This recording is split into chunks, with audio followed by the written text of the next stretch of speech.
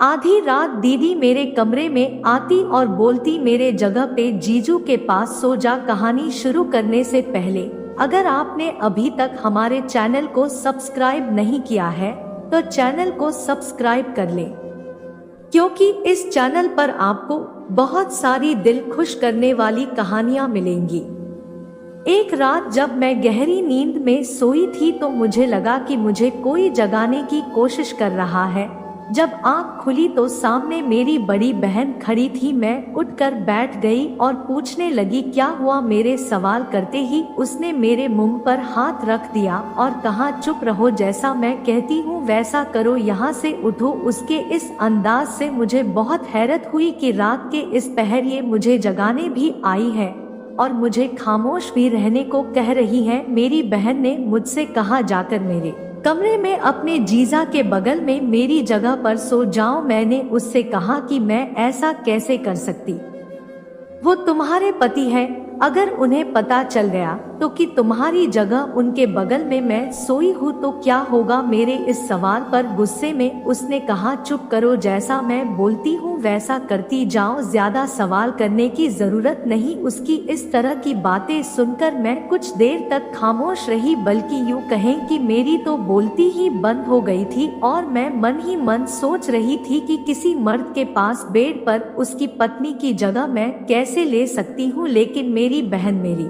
मिन्नतें करने लगी, इसलिए ना चाहते और मैं खामोशी से उसके कमरे में जाकर हुए भी मुझे उसकी यह बात माननी पड़ी।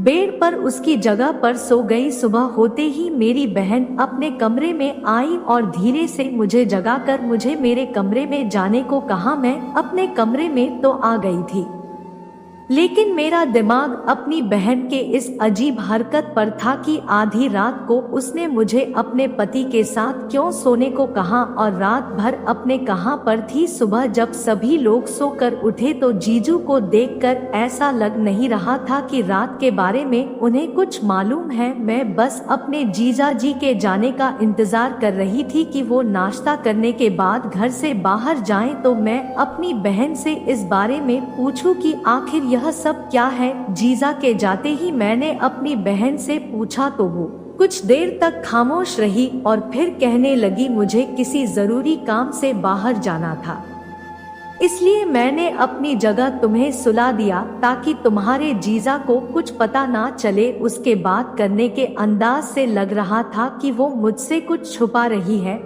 फिर मैंने सोचा, चलो कोई बात नहीं, कुछ काम होगा, अगर ये नहीं बताना चाहती तो शायद कुछ पर्सनल मैटर। इस बारे में सोचना और बात करना ही बंद कर दिया, पर ये सिलसिला खत्म नहीं हुआ। फिर 1 से 2 दिन गुजरने के बाद वो फिर से आधी रात को मेरे कमरे में आई और मुझे जगाने लगी। मैंने फिर पूछा, क्या बात है? उसने कहा, आज रात भी तुम्हें मेरी जगह सोना होगा, ये गलत है। आज मैंने गुस्से में कहा, नहीं, मैं ऐसा नहीं कर सकती। उसने कहा, कुछ भी गलत नहीं है, बस मैं जैसा कह रही हूँ वैसा करती जाओ, नहीं तो बहुत बुरा होगा। आज भी ना चाहते हुए भी मैं उसकी बात माननी पड़ी और उसके कमरे में जाकर जीजू के बगल में सो गई। मैं अपने बहनोई की कमरे में सो तो जाती थी, पर मुझे पूरी रात नींद नहीं आती थी। मुझे डर लगता कि कहीं इन्हें मेरी सच्चाई न पता चल जाए और आज नहीं तो कल हकीकत पता चलनी ही थी, क्योंकि मैं इनकी पत्नी नहीं,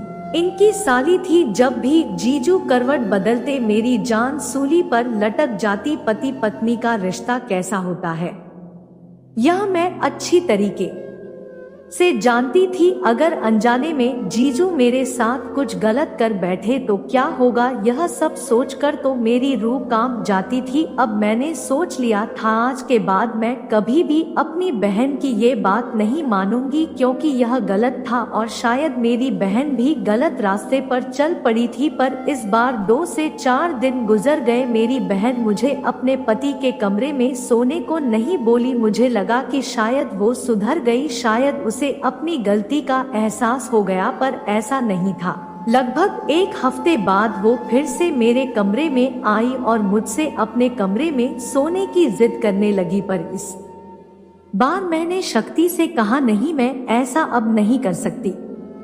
और तुम्हें भी हिदायत दे रही हूँ कि तुम सुधर जाओ। तुम मेरी अपनी बहन हो। मैं यह बात दुनिया वालों के सामने नहीं लाना चाहती, इसलिए मैं तुम्हें समझा रही हूँ कि तुम ऐसा कुछ भी काम मत करो ताकि तुम्हारे पति को समाज में तुम्हारी वजह से झुकना पड़े। मेरे इतना कुछ कहने के बाद भी मेरी बहन नहीं मानी और नहीं तो मुझे धमकी देने लगी। कहने लगी, उसने कहा, अगर तुम मेरी बात नहीं मानी तो मैं मम्मी पापा को बता दूंगी कि तुम्हारा मेरे पति के साथ अफेयर चल रहा है और वो तुम्हें गांव बुला लेंगे। मैं यहाँ के रोज रोज के नाटक से तंग आ चुकी थी। मुझे गांव जाने में कोई एतराज नहीं था, पर जब उसने जीजू के साथ अफेयर की बात कही तो मेरा दिल दहल गया। ये क्या, अगर मैं इसकी बात नहीं मानी तो ये तो मुझे बदनाम कर देगी और इसकी बातों पर लोग भरोसा भी कर लेंगे, क्योंकि ये मेरी सगी बहन थी और सगी बहन अपनी बहन के बारे में ऐसा नहीं बोल सकती जो मेरी बहन मेरे बारे में बोल रही थी, जो कि बिल्कुल गलत था। लेकिन लोग तो इसे सच ही समझ बैठते और मेरी बदनामी हो जाती। मैं कहीं मुंह दिखाने के काबिल नहीं बचती, इसलिए ना चाहते हुए हर बार की तरह इस बार भी मैं उसकी बात मान गई। इस बार क्या, अब तो मैं जब तक यहाँ पर थी उसकी बात माननी ही थी, क्योंकि वो मुझे बदनाम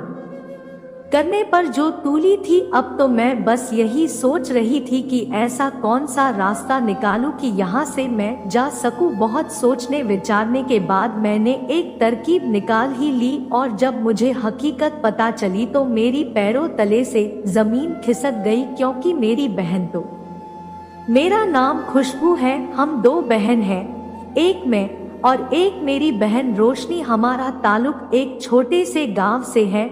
हम गांव में पले बढ़े थे, इसलिए हमारा एक सपना था कि हमारी शादी जिस लड़के से हो वह शहर में रहता हो। जब मेरी बड़ी बहन रोशनी थोड़ी बड़ी हुई तो मम्मी पापा ने उसके लिए रिश्ता देखना शुरू कर दिया। कुछ दिन बाद हमारे दूर के रिश्तेदारों ने मेरी बहन रोशनी के लिए एक रिश्ता बताया। लड़का शहर में नौकरी करता था। लड़का शहर में नौकरी करता है, यह सुनकर हमारा पूरा परिवार बहुत खुश हो गया और खासकर मेरी बहन रोशनी, क्योंकि वह बचपन से यही चाहती थी कि उसकी शादी उसी इंसान से हो जो शहर में रहता हो और अच्छा कमाता हो। जिन्होंने शादी बताई उन्होंने लड़के में यह सारे गुण बताए थे। कुछ दिन बाद मेरी बहन रोशनी और नवीन की शादी हो गई। नवीन रोशनी को लेकर शहर चला गया। नवीन जीजू से शादी कर और अपने सपनों की दुनिया में जाने के बाद रोशनी दीदी जब भी फोन पर बात करती तो वो बहुत खुश लगती। कहती, नवीन बहुत अच्छे इंसान है और मुझसे बहुत प्यार करते। मैंने अपने सपनों के राजकुमार के बारे में जैसा सोचा था नवीन बिल्कुल वैसे हैं। ससुराल में अपने पति के साथ रोशनी खुश है, यह सुनकर हम सभी बहुत खुश हुए हैं। पर कुछ दिन बाद अचानक रोशनी दीदी का फोन आना बंद हो गया और हम जब उनके नंबर पर फोन लगाते तो उनका नंबर स्विच ऑफ बताता। हमने जब इस बारे में जीजू से बात की तो उन्होंने कहा रोशनी की तबीयत ठीक नहीं है और रही फोन की बात तो उसका मोबाइल पानी में गिरकर खराब हो गया है। अगले कुछ दिनों में मैं उसके लिए नया मोबाइल ला कर दूंगा, तो तुम सब बात कर लेना। जीजू से बात होने के बाद हमें तसल्ली मिल जाती, क्योंकि दीदी ने जीजू की बहुत तारीफ की थी और जीजू बातचीत में भी अच्छे इंसान लगते थे। कुछ दिन बाद जब मैंने 12वीं की पढ़ाई पूरी कर ली तो मुझे भी अपनी आगे की पढ़ाई शहर में जाकर पढ़ने का मन था। एक दिन बातों ही बातों में मैंने जीजू से उनके घर का एड्रेस ले लिया और अगले कुछ दिनों में मैं और पापा रोशनी दीदी के घर के लिए निकल गए। हम उनके घर पर पहुंचकर अपनी दीदी को सरप्राइज देना चाहते थे। उसके बाद हम उनसे मिलकर अपनी पढ़ाई के बारे में बात करते कि अब हम यहीं पर रहकर पढ़ाई करेंगे। स्टेशन पहुंचकर हमने जीजू के पास फोन किया और उन्हें बताया कि आप हमारे आने की खबर दीदी को मत बताना कि हम सब आ रहे हैं। क्योंकि यह दीदी के लिए सरप्राइज है। जीजू भी हम सबकी बातें समझ गए और हमें स्टेशन से रिसीव कर अपने घर लेकर गए। मुझे पूरा यकीन था कि रोशनी दीदी हमें देखकर बहुत खुश होंगी और जब उन्हें यह बात पता चलेगी कि मैं यहीं पर रहकर पढ़ाई करने वाली हूँ तब तो उनकी खुशी का ठिकाना ही नहीं रहेगा, क्योंकि वह मुझसे बहुत प्यार करती थी। पर जैसा हम लोगों ने सोचा था वैसा बिल्कुल नहीं हुआ। हम जब दीदी के घर गए तो हमें देखते ही दीदी के चेहरे की रंगत उड़ गई। उन्हें देखकर लग रहा था कि वह हमें देखकर खुश नहीं, पर अब तो हम बिन बुलाए मेहमान की तरफ पहुंच ही गए थे, इसलिए ना चाहते हुए भी उन्होंने हमारा हाँ भगत किया। जब मैंने अपनी बहन से अपनी पढ़ाई के बारे में बात की कि मैं यहीं पर रहकर पढ़ना चाहती हूँ तो उन्होंने साफ इनकार कर दिया कि यहाँ पर कोई भी अच्छा कॉलेज नहीं है। पर वहीं पर जीजू थे, उन्होंने कहा, रोशनी तुम कैसी बातें कर रही हो, आखिर तुम ऐसा क्यों बोल रही हो, तुम कैसी बहन हो, यहाँ पर तो बहुत अच्छे अच्छे कॉलेज है,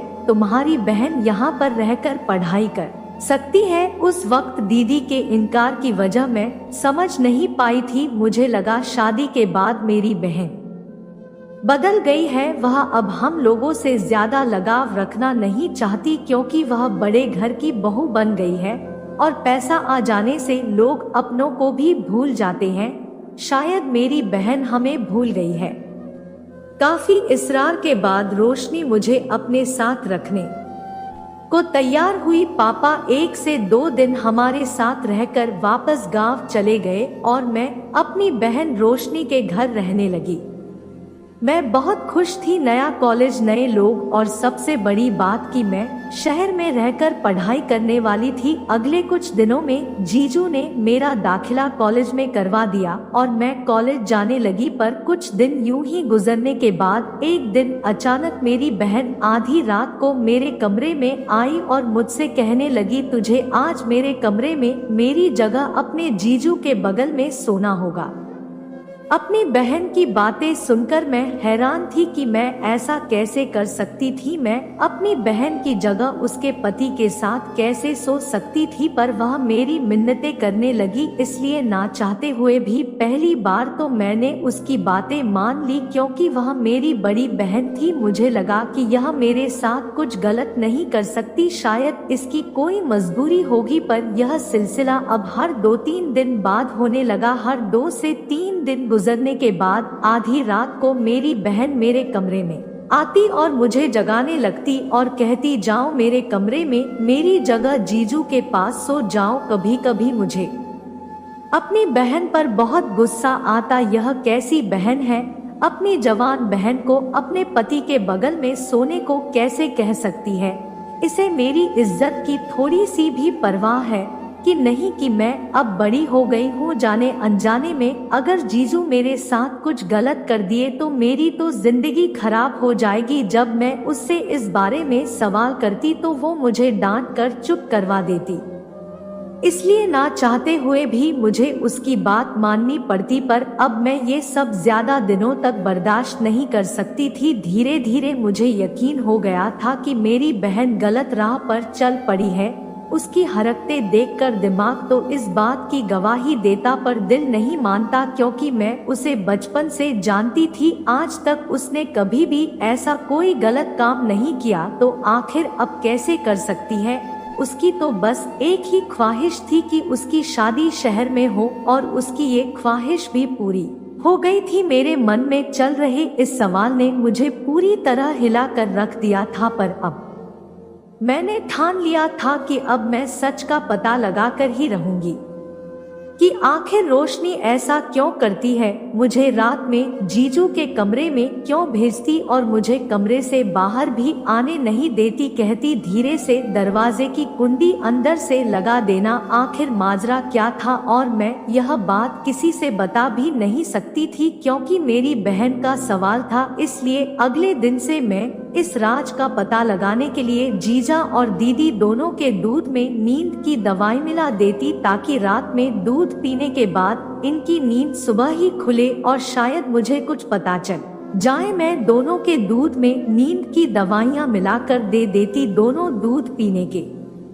बात सुबह ही उठते मुझे ऐसा करते 2 से 3 दिन गुजरे थे, पर अभी तक मुझे ऐसा कुछ भी नहीं पता चला था जो मैं जानना चाहती थी। फिर मैंने सोचा कि मैं 1 हफ्तों तक ऐसा करूंगी। अगली रात जब मैंने दोनों को दूध देकर सुला दिया तो आधी रात को घर के दरवाजे पर किसी की दस्तक हुई। मैं तो डर गई कि रात के इस पहर कौन आया होगा। वो दोनों तो दूध पीकर सो गए थे, पर ना चाहते हुए भी मुझे दरवाजा खोलना पड़ा। पर सामने का मंजर देख मैं हैरान थी। एक आदमी सामने खड़ा था। दरवाजा खोलते ही वह घर के अंदर घुस गया। अभी मैं उससे कुछ पूछती तभी उसने कहा, तुम कौन हो? आज तुम मेरी रात रंगीन बनाने वाली हो क्या? तुम्हें तो मैंने यहाँ पर पहली बार देखा है। लगता है रोशनी जी आज छुट्टी पर है। चलो अच्छा ही है, नई लड़की नया जुनून। उस शख्स की बातें सुनकर मैं हैरान थी कि यह क्या बोले जा रहा है। मैं ले जाने लगा। यही सब कहते हुए वह मुझे बाजू से पकड़ते हुए मुझे कमरे, मैंने उससे अपने आप को छुड़ाते हुए गुस्से में कहा, जब से आए हो बड़बड़ाए जा रहे हो। आखिर तुम हो कौन और यहाँ पर क्यों आए हो? मेरी बातों पर उसने हैरानगी से मुझे देखा और कहने लगा, क्या तुम्हें नहीं पता मैं तो कई बार यहाँ पर आ चुका हूँ रोशनी जी के साथ। अपनी रातों को रंगीन बनाता और ढेर सारे पैसे रखकर चला जाता। उसकी बातें सुनकर मैं समझ गई थी कि माजरा क्या है। यह सब जानने के बाद मेरा दिल अंदर ही अंदर रो रहा था कि मेरी बहन पैसों के लिए इतना गिर सकती है। मैंने सपने में भी नहीं सोचा था वह शख्स मेरे साथ जबरदस्ती करने लगा और मेरा सुनने वाला कोई नहीं था, क्योंकि रोशनी और नवीन जीजू तो गहरी नींद में सो रहे थे। मैं उससे जितना ही अपने आप को बचाने की कोशिश कर रही थी वह उतना ही मेरे करीब आता जा रहा था। तभी अचानक पुलिस की गाड़ी की आवाज सुनाई दी। पुलिस हमारे दरवाजे पर आ चुकी थी और दरवाजे का बेल डोर और बजने लगा। इस शख्स की हरकतें देखकर मैंने ही चुपके से पुलिस को फोन कर दिया था। पुलिस के गाड़ी की आवाज सुनते ही वह शख्स मुझसे दूर हो गया। मैं जल्दी से गई और दरवाजा खोल दिया। पुलिस घर के अंदर आई। मैंने रोते हुए पुलिस को सारी बातें बता दी। मेरी बातें सुनने के बाद पुलिस रोशनी और जीजू कमरे में गई और उन्हें जगाने लगी। कुछ देर के प्रयास के बाद वह दोनों नींद से जाग उठे। मेरी बहन रोशनी और मेरे जीजाजी यह सब देखकर हैरान थे कि ये क्या हो गया। पुलिस मेरी बहन से सवाल कर रही थी कि तुम यह काम कब से कर रही हो। पुलिस के सवाल पर मेरी बहन रोशनी फूट फूट कर रोने लगी और सारी हकीकत सामने लाकर रख दी। पर हकीकत सुनने के बाद मेरे रोंगटे खड़े हो गए कि कोई इतना बुरा कैसे हो सकता है। अब तक जो मैं अपनी फूल की बहन पर शक कर रही थी, दरअसल गलती इसकी नहीं बल्कि इसके पति की थी। बेचारी यह तो उसके हाथ की कठपुतली बनी फिरी थी। रोशनी रो रो कर जब सारी सच्चाई बता रही थी तो मेरे आंसू रुकने का नाम नहीं ले रहे थे कि आज तक मैंने जिस बहन पर शक किया वह तो बेगुनाह है। यह सब उसने सिर्फ और सिर्फ मुझे बचाने के लिए किया। आइए सुनते हैं मेरी बहन रोशनी की दर्द भरी कहानी उसी की जुबानी। मेरी शादी जब नवीन के साथ हुई तो बहुत खुश थी और बसे बड़ी खुशी तो यह थी कि नवीन शहर में रहते थे, क्योंकि बचपन से ही मेरा सपना था कि मेरी शादी जिस इंसान से हो वो शहर में रहता हो। जैसा मैंने सोचा था सब कुछ मेरे साथ वैसा ही हो रहा था। शादी होने के बाद जब मैं शहर आई तो मेरी खुशी की इंतहा न थी। उस दिन तो मैं बहुत खुश थी, पर मुझे क्या पता था कि यह मेरी खुशी कुछ ही दिनों और अच्छा कमाता हो कि मेहमान है। मैं जब यहाँ पर आई तो कुछ दिनों तक नवीन का बर्ताव मेरे साथ बहुत अच्छा था। मैं भी इनके साथ बहुत खुश थी और अपने मायके वालों से कहती कि जैसा मैंने सोचा था नवीन बिल्कुल वैसे ही है, वो बहुत अच्छे इंसान है।